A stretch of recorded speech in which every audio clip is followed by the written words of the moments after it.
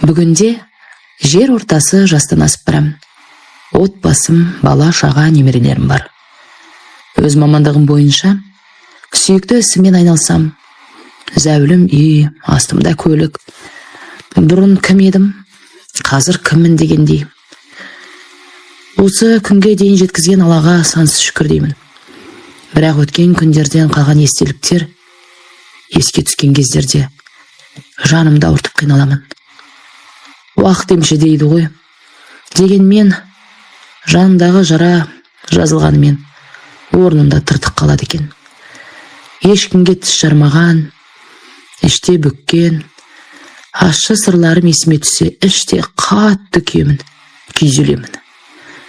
Мұны кімге айта аламын? Айтуға да аузым бармайды.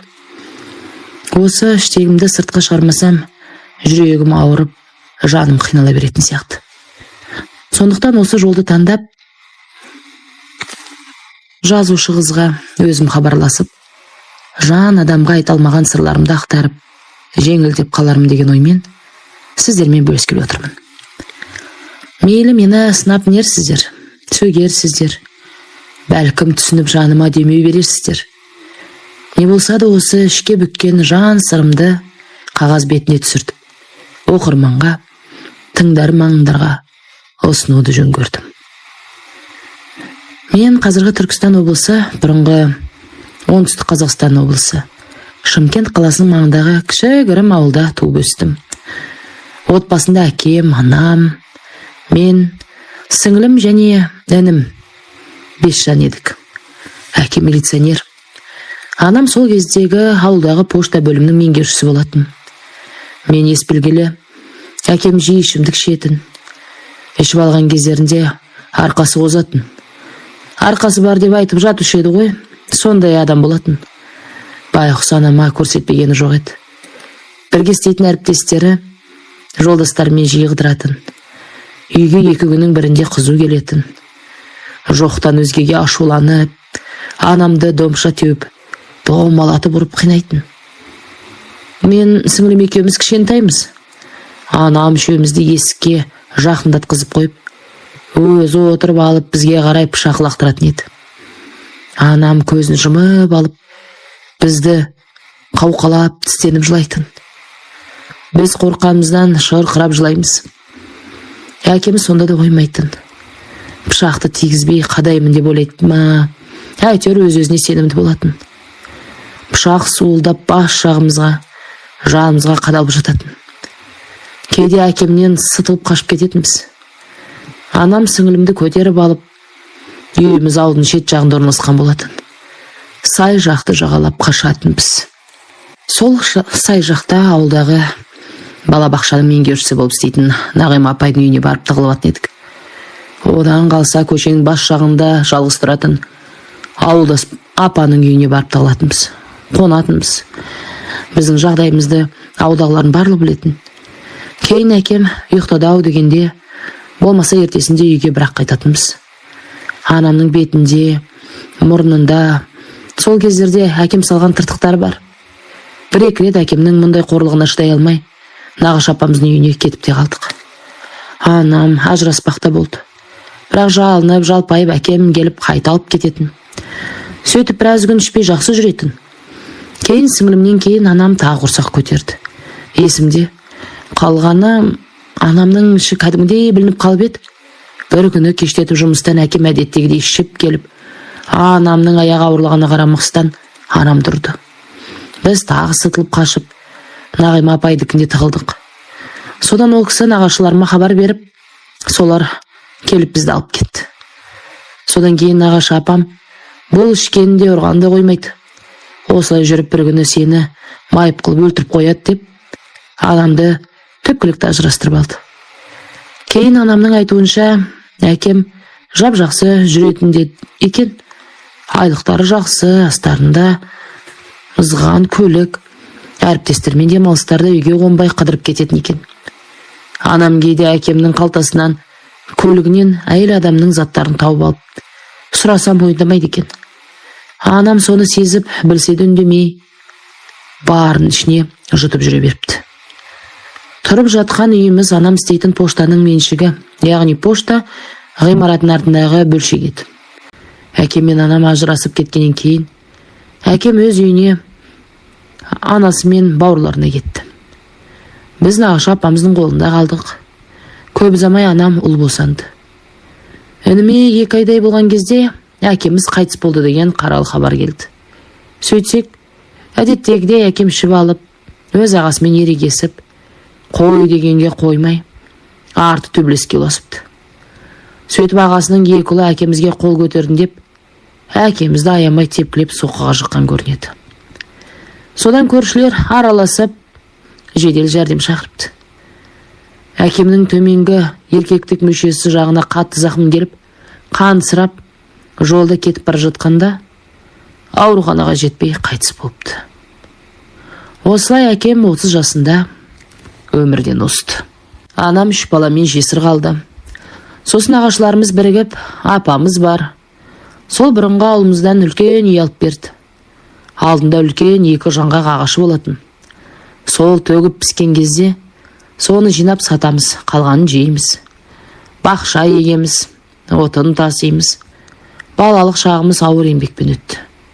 Не әке мейірін көрмедік. Сөйтіп бұйығы жасқаншақ болып бой жеттім. Мектеп бітірген соң анам тірнектеп жинағаның бәрін салып, мені медициналық колледжге оқуға түсірді. Шым қалаға келдім. Студент атанып, жүрегім лүпілдеп қуандым. Жарқында жарық ересек өмірім басталды. Мінезім тұйық еді. Студенттік өмірім бір сарында өтті. Бар көңілім оқуда еді. Өйткені үйдің үлкенімін. Оқуымды аяқтап, жұмыс істеп, анама болсуым керек.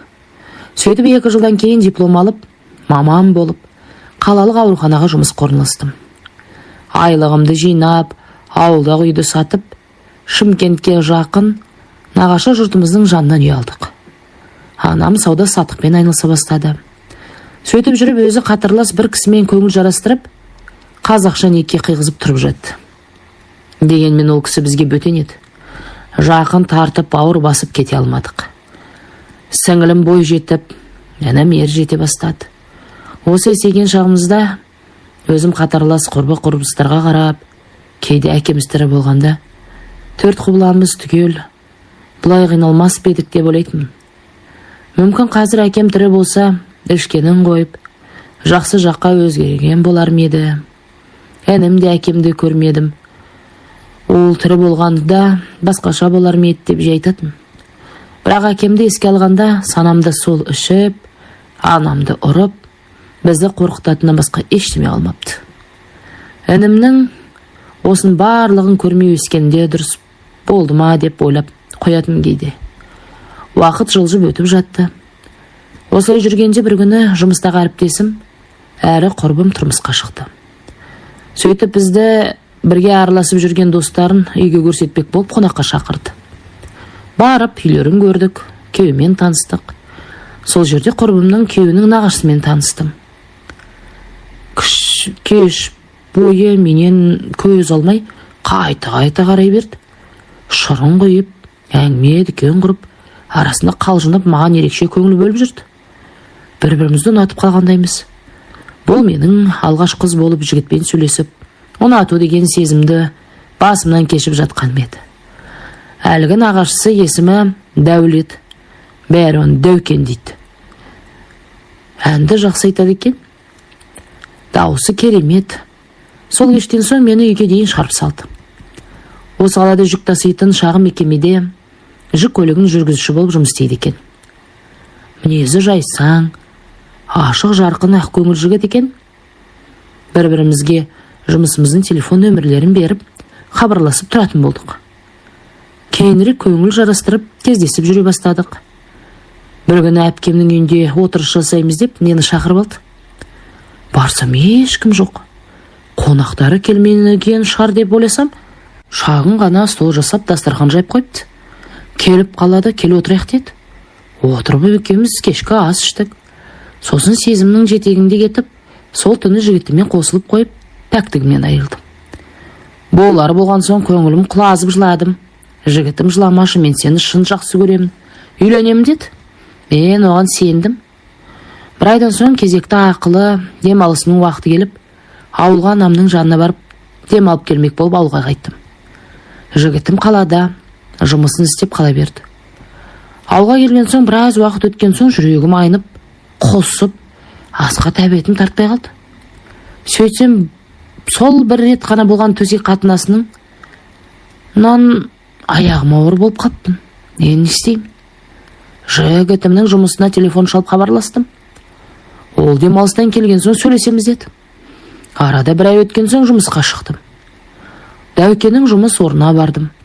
Екеуміз сөйлестік. Сөйтсем, жақын ағасы қайтыс болып, дәл қазір үйлене алмаймын дейді.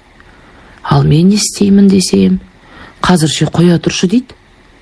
Біз қоя тұрғанмен ішімдегі шарана күн санап өспей ме? Анам басқа жұрт білсе масқара болмайын ба? Қысқасы қалайда тездетіп үйленуіміз керек.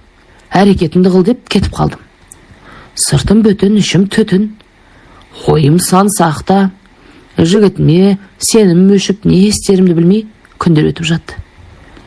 Жігітіме хабарласам, әрдемені бір айтып қипақтайды.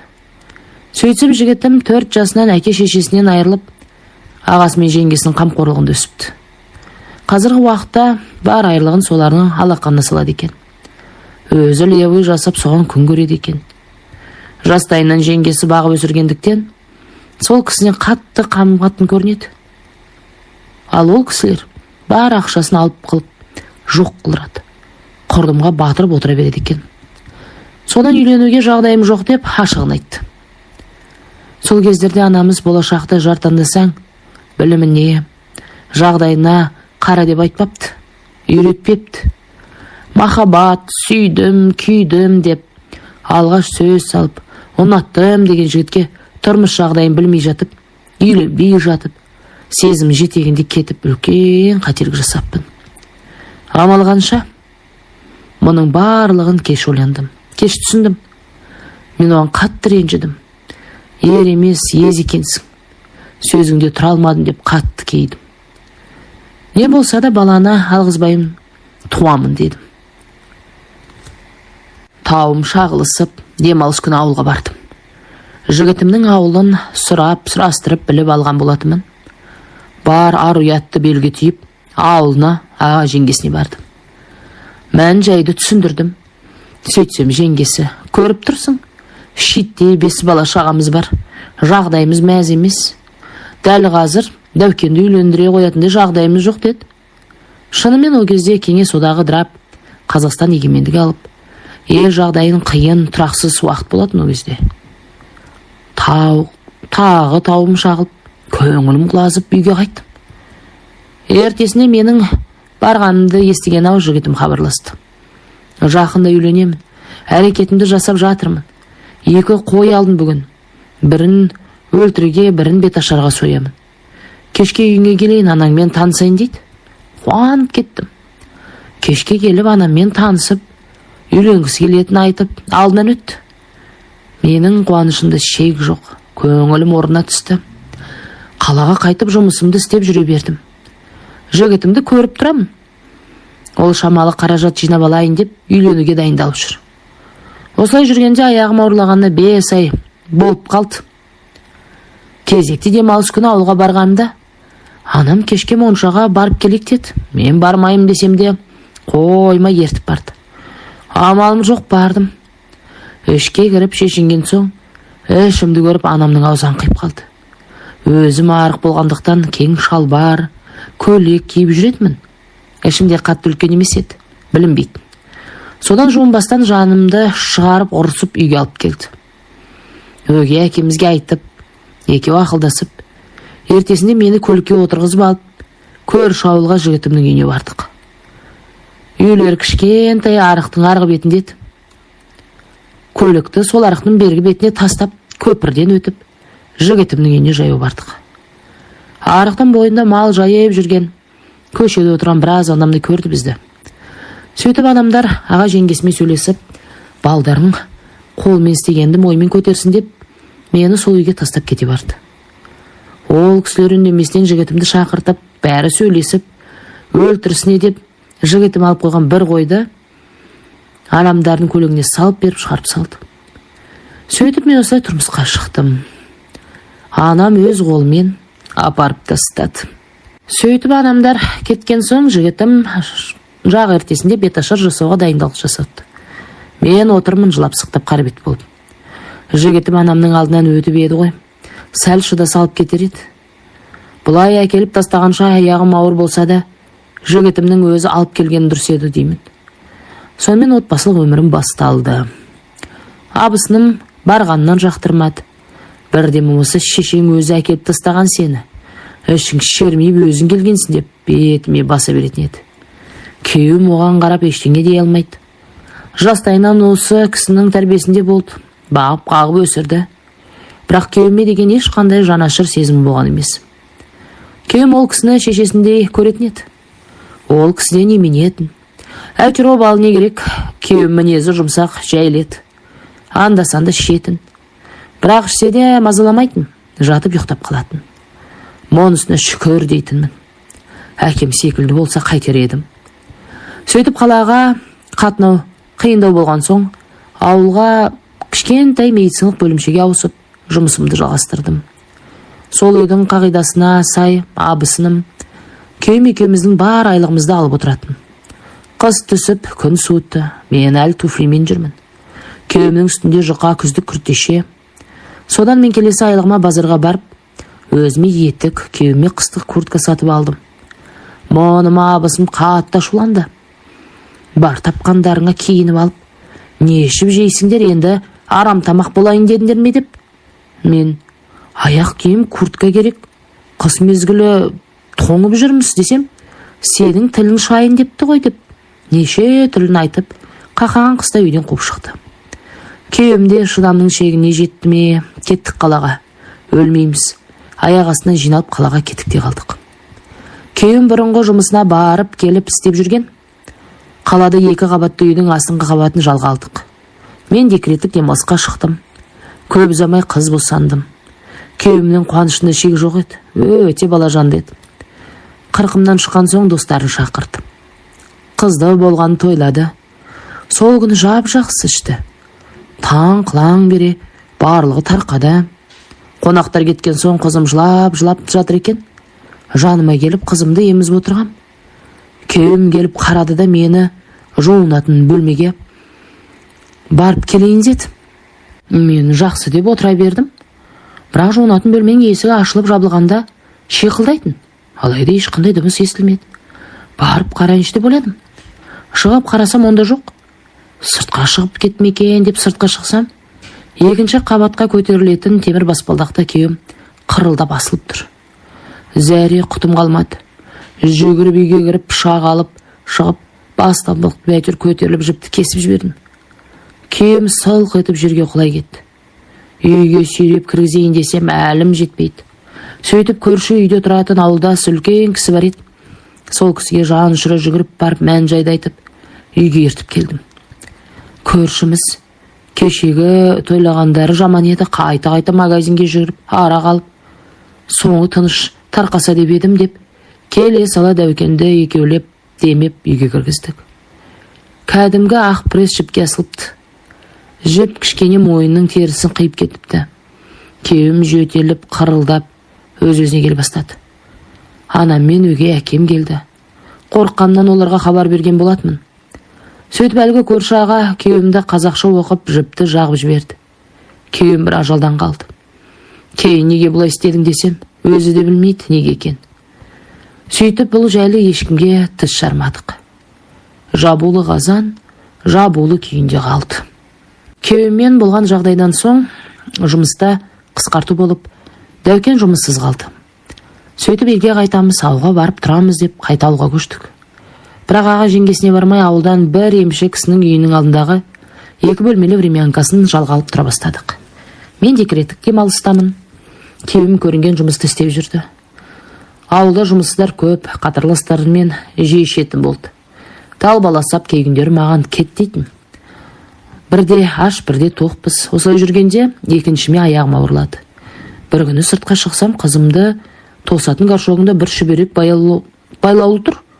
Бұл не тағы деп ойлап тастадым. Қайта айналып тағы қарасам әлгі шүберек тағы байланып тұр.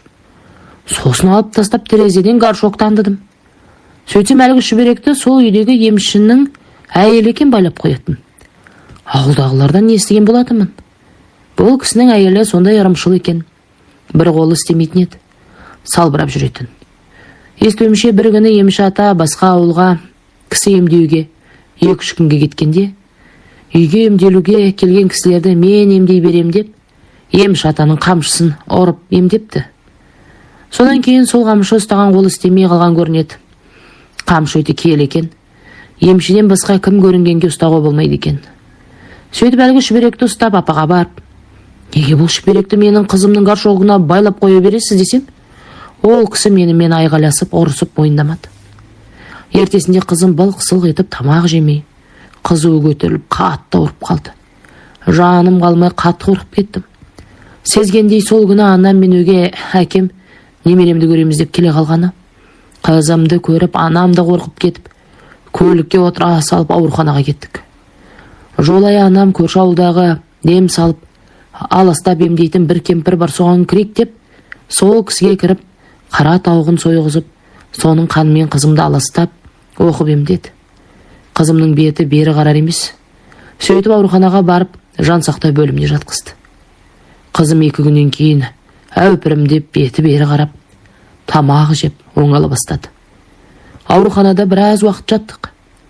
Осы уақыт аралығында күйеуімнен басқа ешқандай туысы келіп, бір хабар алмады. Және қыз босандым. Есімде қалғаны осы 2-ші қызыма аяғым ауыр кезде халваға жерік болып, соны алуға ақшамыз болмай жылап жүретінмін. Босанғаннан кейін жағдайымыз мүлде қиындап кетті. Күйеуім де әбден ішкілікке салынды. Бір күні шыдай алмай анама хабарласып кетем. Ажырасам дедім. Анам келіп, жағдайың осылай болса алып кетейін деп жиналып жатқанда, күйеуімнің туыстары келді. Әпкесі, жездесі, абысыным. Сөйтіп анаммен сөйлесіп, енді қарасамыз. Кішкентай балаларды ойлайық деп, жездесі біздің жанымызда болады. Дәукенге жұмыс тауып беремін деп, бізді өздерінің жанына көрші ауылға көшіріп алып кетті. Жездесінің әл ауқаты жақсы, әсі өрге жүзіп тұрған кезет. Бензовоз көлігімен Тәжікстаннан бензин тасып сатады екен. КамАЗдарды жалға алып, карьерден құм топырақ тасып, кішігірім кәсіппен айналысатын ұқсайды. Көшіп келген соң Дәукенді бір КамАЗға отырғызып қойды. Тұрмысымыз ақырындап жақсара бастады. Бірақ жездесі, осы КамАЗды өзіме аударып сатып алайын, сосын сендерге үй әперемін деді. Күйеуіме көлік жүргізген соң ішкенін азайтты. Бар тапқандары жездемнің кассасына қойылады. Күйеуіме азғана ақша беріп қояды. Арада 1 жылдай уақыт өткен соң менің тағы аяғым ауырлады. Ішім күн санап емес сағат сайын өсіп келе жатқанда еді. Ерекше үлкейіп кетті. Бәріміз таңданамыз. Дәукен, сен әлгі жатырына баласын жасырып туатын бейлер секілді болдың ғой деп күлетін.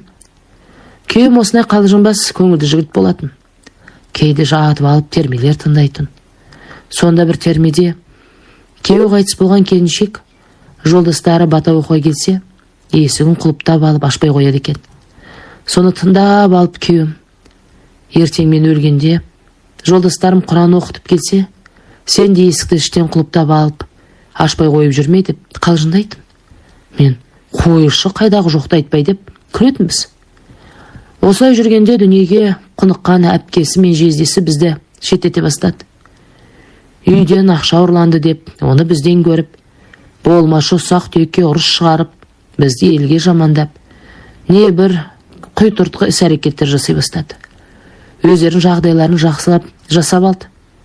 Сосын оларының мұнысына шыдай алмаған біз тағы да сол ауылда пәтер жалдап бөліп кеттік. Кейін бәрінің арты ашылды ғой. Үйінен ақша ұрлап жүрген өздерінің күші ұлы екен. Жаңа көшкен пәтеріміз кең еді. Сол жылы 29-ға келер жаста Дәукен туысқандарыңды шақырып туған күніңді жасап берейін деп еді. Мен қойшы не ар емес не бер емес.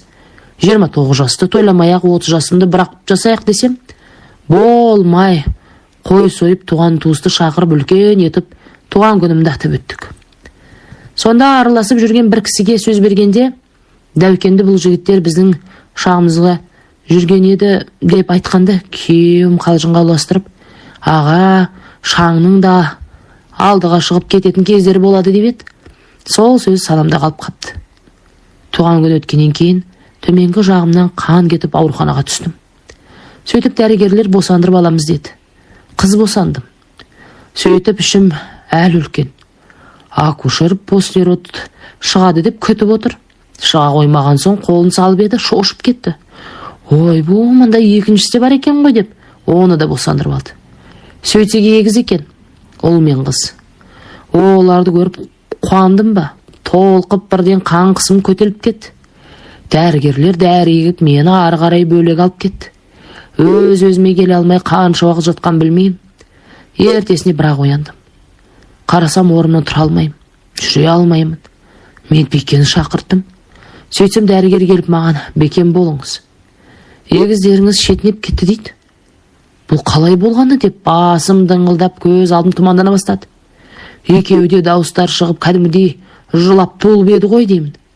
7 айдың жүзін көріп қалған балалар. Ой бұ деп ішім ашып жүрегім ауырды. Дүние есігін аша сала көрер күндері болған ма деп, Аллам бұл балаларының қызығын көруді жазбады ма сонда деп өксіп жыладым. Іште қатты уайым қайға салындым. Кейін өз-өзіме келіп жүре бастағаннан кейін сол жердегі жандағы әйелдер: балаларыңыз тірі туылған екен, сондағы дәрігерлердің салғырттығынан балаларының бетін жауып бытовой бөлмеге қоя салыпты деп естідім. Өзім де жуас едім ғой, жолынып тұрған жоқпын. Оны даулап айғай шу шығармаппын. Не қайын жұртымнан ешкім келіп араласпады. Алланың ісі ғой деп қоя салды. Сол күйі жабулы қазан жабулы күйінде қалып қойды. Кейін ауруханадан шығып үйге келген соң азан шақырып балаларға сағындық, сағыныш деп ат қойып, жер қойнына тапсырар алдында шомылдырайық деп орап қойған салафанды ашсақ, әппақ балпанақтай ұлым мен қызым періште сынды томпиып ұйықтап жатқандай. Оларды көргенде ішім удай ашығанай, екі көкірегім ісіп, қызуым көтеріліп қатты ауырып қалдым.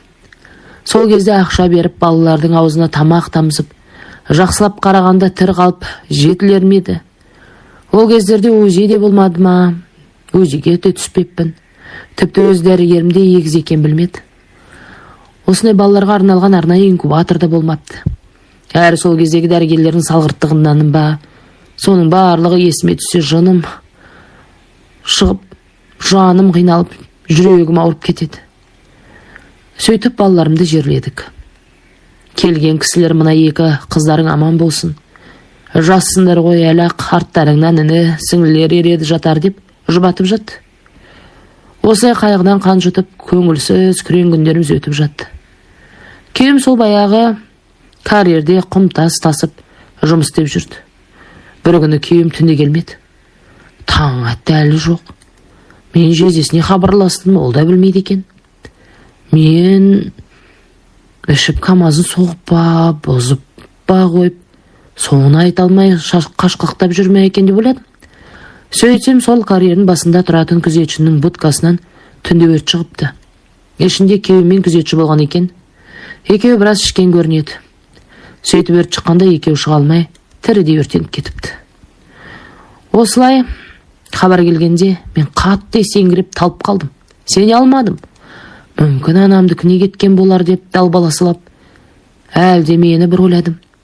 Бір кезде анам алыстан дауыс салып жылап келе жатқанда ғана есіл ерім кеткен екен ғой деп соңғы үмітім үзілді. Желкесінен басқа бүкіл денесі күйіп кеткен күйеуімді алып келді үйге. Бет жүзін көре алмадым. Жезден бәрібір күйіп жанып кеткен, көрінетін жерде жоқ. Одан да бетін ашпай қой деп жылай-жылай күйеуімді жер ананың қойына тапсырдық. 31 жасы еніне жеткенде жан-жарым қош демей мәңгілік тыныштыққа кете барды. Сол күннің ертесінде бір қайным миына қан құйылып кетіп, ауруханада ол да көз жұмды. Әулетіміз қара жамылып қатты қайғырдық. Күйеуімнің жетісі өтті. Әр бейсенбісіне әйтеуір далбасалап күріш басамын, картоп қуырамын. Бастысы дәукеніме арнап құран бағыштап еді. Екінші бейсенбісін жасап жатқанда қайын әпкем келіп: сен қатын, өзім білдіге санап, ақылдаспай інімнің әр бейсенбілігін өзің өткізе бересің бе, деді. Мен іште қатты ашуланып, Құранға келді ме жоқ, менімен ұрсуға келді ме деп білмеймін. Сосын мен, жағдайымды беске білесіз, өздеріңіз не істеп жатсыздар? Жағдайың қалай деп сұрамаған соң, тапқамды қойып білгенімді жасап жатырмын да, дедім. Өзім күйеуімнің қазасынан кейін есімді жия алмай, қайғыдан қан жұтып жүрсем, қайын жұртым әрдемені айтып, менімен дауласып ұрсып жүр. Күйеуімнің 40 өткен соң, ана мұнда қалып не істейсің? Не үйің жоқ, сен алып кетейін.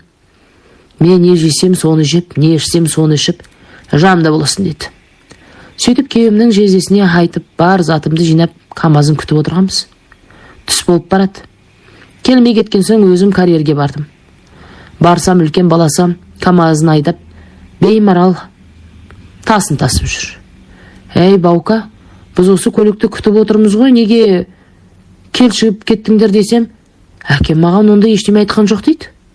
Мен ашуланып жүр, менімен осы соңғы рет көшіріп апарып тастасаңдар, онан кейін мені іздемей ақ қойыңдар деп, камазына отырып үйге алып келдім. Жолымды теткізіп, төркіме көшіп келдім. Келген соң Баукаға, мә, бензиніңе деп 2000 теңге бердім. Жоқ, жеңге керек емес деп, айтарым екен десем, олай демеді. Ақшаны алып, сау боп тұрыңыздар деп, көлігіне отырып қайтып кетті. Қайын жұртымнан қатты көңілім қалды. Сөйтіп 29 жасымда күйеуімнен айырылып, жесір атанып, 2 қызымен төркініме қайтып келдім. Төркініме келген соң анама, мен пәтер жалдап өз алдыма тұрайын дедім. Өйткені өгей әкем бар. Сіңілім оқу бітіріп тұрмысқа шығып кеткен еді. Бірақ енесімен дұрыс болмаған соң анам сол ауылдан 2-ші үй алып қойған екен. Сол үйде күйеуімен тұрып жатты. Інім үйленген, оның да бала шағасы бар. Анамдармен бірге тұрады. Бала болған соң менің қыздармен ұрысып, кейде келіспей қалар. Олардың арасына түсіп, келінмен жақсы болмай қалармын деп, анамның үйіне жақын маңнан жер үйден пәтер жалдап алдым. Анама сауда сатыққа көмектесіп жүрдім. Қыздарым анамның үйімен екі ортада жүретін. Арада жарты жылдай уақыт өткен соң, анам өз мамандығым бойынша ауруханаға жұмысқа орналастырды. Сөйтіп жүргенде сіңілім сол тұрып жатқан анамның 2-ші үйін жасырын сатпақ болып, алдын ала әжептәуір төлемақы алып, күйеуімен Таразға көшіп кетіпті. Содан сатып алушылар келіп, үйді беріңдер, қалған ақшасын төлейік дейді. Сосын мен ойлана келе анама айттым, мама, сол үйіңізді маған беріңізші. Мен үйсіз күйсіз пәтерден пәтер жүрмін ғой, өйстіп жүре беремін бе? Қыздарымды өсіп қалды. Бір жерде өз үйім болып тұрақтап тұрайын дедім. Анам жарты ақшасын тауып берді. Ал мен сол кезде балаларыма асыраушысы жоқ деген жәрдемақыға құжат тапсырып қойып едім. Сол ақшам жиналып түскен екен, айлығым бар. Соның барлығын қосып, үйді сатып алушылардың ақшасын қайтарып берді. Анам ол үйді маған дарсыны қылып жазып берді. Сөйтіп үйлі болып қыздарымен көшіп алдым. Үйге кіріп алған соң анам бір мал сойып, қан шығарып, Құран оқытып, үй тойын жасайық деді. Бұрынғы қайын жұртыңды да шақырайық, қашанға араласпай жүресіңдер деп менің қарсылығыма қарамай, той жасап, қайын жұртымды шақырды. Туған туыс барлығы да келді. Жақсы тілегін тілеп, ізгі ниетпен келгені бар. Одан қалса осы жесір қандай үй алыпты деп, жай қызығушылық танытып келгені бар. Бәрі ішіп, жеп, той тарқар кезде бір топ адам болып, қайын жұртым келді. Анам мен інім оларды күтіп бәйек болып жатса, қайын әпкем тұрып анама сөйлеп жатыр. Кезінде біздің рұқсатымызсыз қызыңызды алып кеттіңіз. Кеткелі бір хабарласпады. Інімнің көзі болған қыздарды бір ертіп келіп көрсетпеді. Үй аламын десе, еңкілдеп тұрып жыладым. Жаңағы құданың іс-әрекеті қатты намысыма тиді. Бұл не қылығы? Қорғаны жоқ жесір деп басынғаны ма? Масқара. Мұны кімге айталам? Анам айтсам, үлкен дау жанжал болады. Екі елдің арасына сызат түседі. Оның үстіне ел не дейді? Тана көзін сүзбесе, бұқа жібін үзбейді дегендей, мені кінәлап өсектейтін шығар деп ешкімге тіс жарып айтылмадым. Осы жағдайдан кейін қатты ауыра бастадым. Белдерім сырқырап, етеккірім бір келіп, бір келмей, денем бір ысып, бір суыт. Өзім жұмыс істейтін ауруханадағы әйелдер дәрігерлеріне көрініп едім. Дәрігер: "Гормондар ойнап жатыр ғой, әлі жассыз, тұрмысқа шығыңыз. Сізге еркек керек" деді. Содан ойлана келе, осында келгелі, қырындап, сөз салып жүрген ескі бір танысым бар еді. Денсаулығым үшін сонымен анда-санда кездесіп жүре бастадым. Ол әйелмен ажырасып кеткенмін деген болатын. Сөйтіп күндердің күнінде менің асыраушысы жоқ деп алатын жәрдемақымды, айлығымды есептей бастады. Ақша сұрайтын болды. Сөйтіп бір күні менен шығып, үйде ұйықтап жатсам, есікті біреу тоқылдатады. Ашсам, бір әйел тұр. Түрі ашулы: "Сіз осындайсыз ба? Мен азаматтың әйелімін. Сіз оны көңілдес екенсіз ғой. Ұялмайсыз ба? Менен байымды тартып алайын деп жүрсіз бе?" деп аузына келген айта бастады. Мен бастапқыда тосырқап қалғанмын. Кейін ештемені мойындамай қойдым. Ол әйелді жөнге салып шығарып салдым. Содан кейін азаматпен де ара қатынасымды үздім. Ажырастым деген өтірік екен. Жай менің басымды айналдырып, алдап солап ақшамды алып жүрмекші екен. Ақымақ болыппын, қанша жасқа келсем де. Сол баяғы аңғалдығым қалмады. Өзіме ашуландым. Обалы жоқ, ақымақпын деп өзіме қатты кейдім. Сонымен жұмысымды істей жүре бердім. Күйеуімді жиі еске алатын болдым. Кейде көшеде кетіп бара жатып, күйеуімнің бейнесі көз алдыма елестеп кетсе, өзіме солқылдап жылайтынмын. Күйеуім ақ құба реңді жігіт еді. Жанынан өтіп бара жатқан адамдар аңқайып қарап қалатын. Осы кездері біраз күйзеліске түсіп кеттім. Алайда сенетін адамым жоқ. 2 қызымды бағуым керек. Есімді жиып, сыртым бүтін, ішім түтін. Мәнсіз, мағынасыз күндерім өтіп жатты. Бір күні түннің бір уақытысында есікті біреу тоқылдатқанынан оянып кеттім. Ақырын барып, "Кім бұл?" десем, есіктің сыртынан "Мен ғой, әпке" деп атын атады. Сөйтсем, құда балам екен, келінім ағасы. Мен есікті ашып: "Мына жүрісің жай ма? Түнделетіп не істеп жүрсің?" десем, құда балам: "Осы маңда жолдастарымен отырып едік. Ауылға қайтқанға кеш болып кетті. Қарындасыма барайын десем, құдағидан ұялдым, аздап ішіп едік. Сіздікінде қонып кетейінші" деген соң, "Құда бала ғой, жарайды" деп ішке кіргіздім. Жатын бөлмеде қыздарым ұйықтап жатқан. Қонақ бөлмеге төсек салып беріп, шығайын деп жатқанымда қолымнан шап беріп ұстай қалды. Сөйтіп төсекке алып ұрып үстіме шығып алды. Оның тосын әрекетінен қапелімде шошып кеттім. Одан мұндай үйді мүлде күтпеп едім. Құшағынан сытылып шығайын десем,